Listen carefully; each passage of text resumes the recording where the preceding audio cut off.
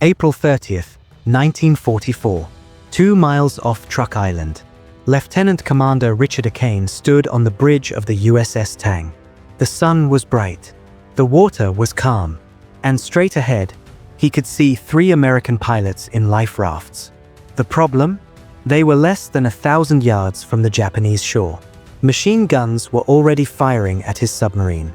His crew begged him to dive, to save the boat, to leave the pilots behind. Kane looked through his binoculars one more time. He saw the pilots waving, desperate, running out of time. Then he gave an order that should have gotten him killed.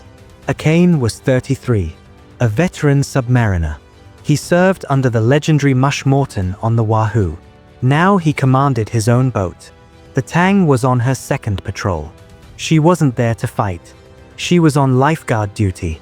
That meant staying near the island while American planes bombed Japanese targets. If pilots got shot down, the Tang would fish them out. Simple, safe, routine.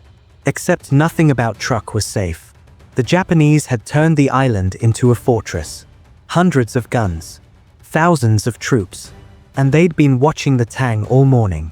Quick thing before we continue. Hit subscribe if you want more incredible WW2 stories like this. We're building something special here, and you'll want to be part of it. Kane had already rescued 3 pilots that morning. Easy pickups. But now 3 more are down. Close to shore. Too close. The Japanese were shooting at them. Bullets hitting the water. The pilots couldn't last much longer. Kane could see it.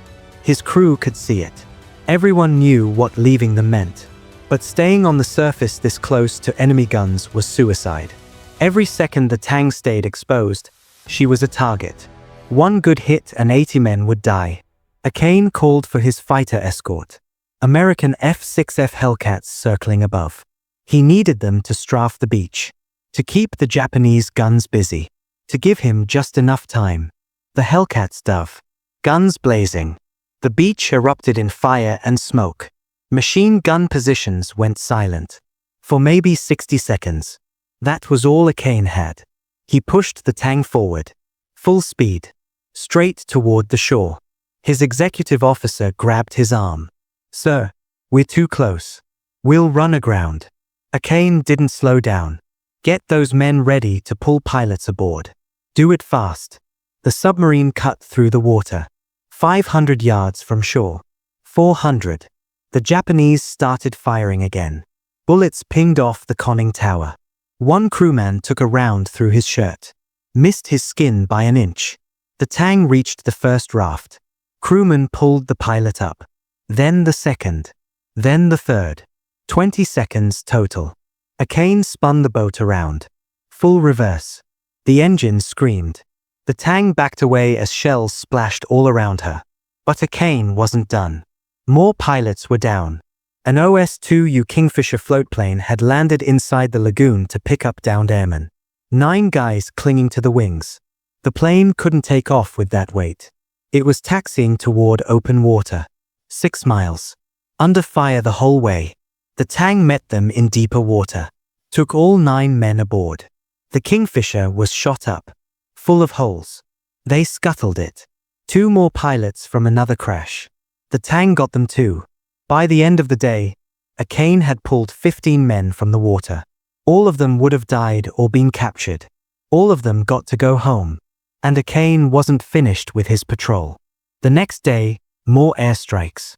More pilots down. The Tang stayed on station. One pilot was floating 1,000 yards from shore. Japanese troops were already launching boats to capture him. Kane surfaced between the pilot and the beach. His crew pulled the man aboard while bullets kicked up spray around them. Another pilot had crashed near a reef. The Tang couldn't get close enough. Kane called in the Hellcats again. They strafed the beach for 10 minutes straight. The submarine edged forward. Scraped over coral.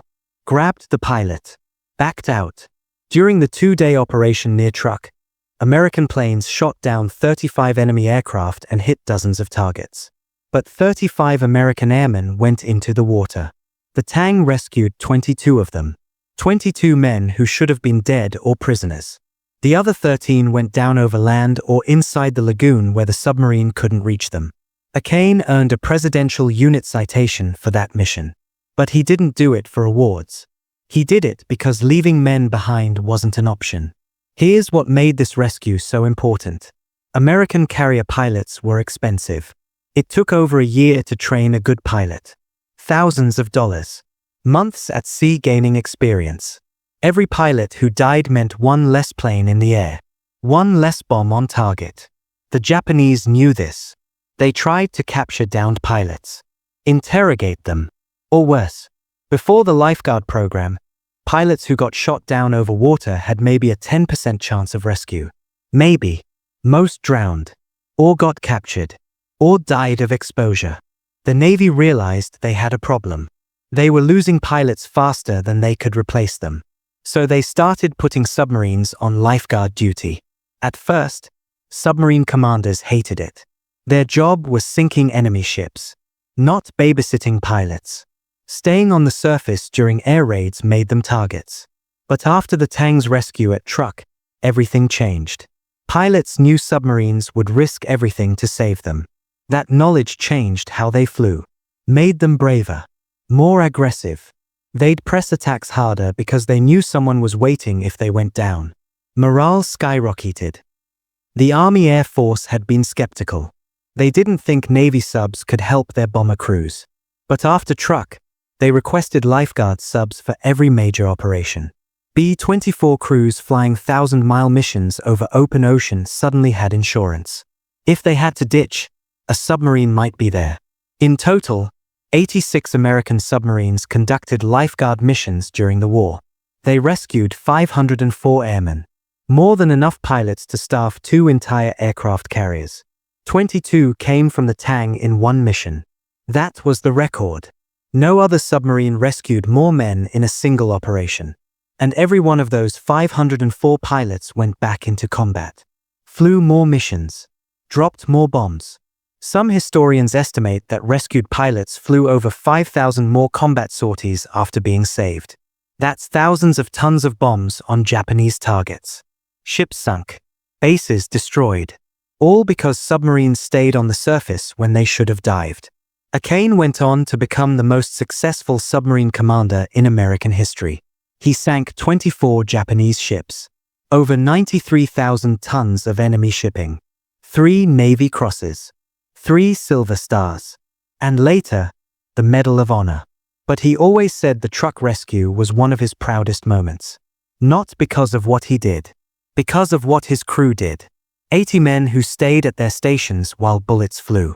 Who pulled pilots from the water knowing they might die doing it. Who believed that leaving Americans behind wasn't acceptable. Kane survived the war. Barely.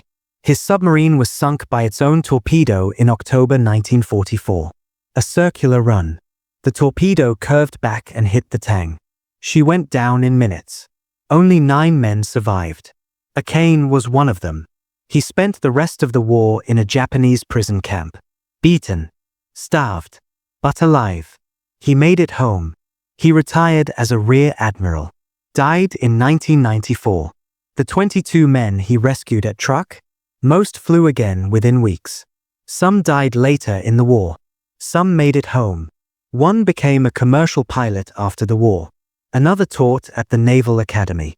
They all remembered the submarine that came for them when everyone said it was impossible. They remembered the commander who risked 80 lives to save 22. And they told their kids. And their grandkids. About the day they floated in the Pacific, watching bullets hit the water around them, thinking they were dead. Until a submarine broke through the surface. Engines roaring. Guns firing back at the beach. And a voice shouting from the conning tower. "We've got you. Hang on. We've got you." By the end of World War II, American submarines had completely changed the game. They weren't just hunters anymore. They were guardians. The lifeguard program rescued over 500 airmen. That's more lives saved than most ships ever carried. And it sent a message to every pilot in the Pacific.